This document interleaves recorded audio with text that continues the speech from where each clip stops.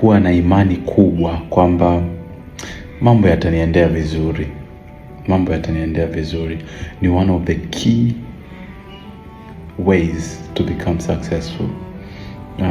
Na hii najiambia mimi mwenyewe pia kwamba kuwa na imani haba kwamba vitu havitafanikiwa mwanzoni kabisa ukiwa unaanza kuvifanya ndio mwanzo wa kufeli kwenyewe.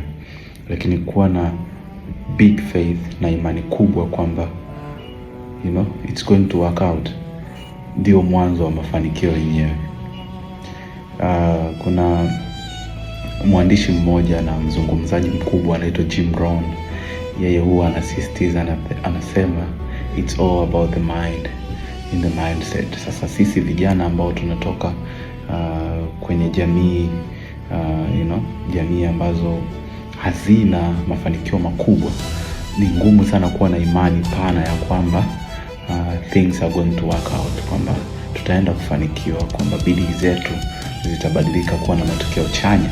Sasa mara nyingi tunakumbwa na hiyo kasumba ya kufikiri kwamba mambo yatafanikiwa, na hivyo hatufanikiwi au hata hatujaribu. Kwa hiyo ningependa tutiane moyo kwamba tusikate tamaa na tuwe na imani kwamba tutafanikiwa katika juhudi zetu.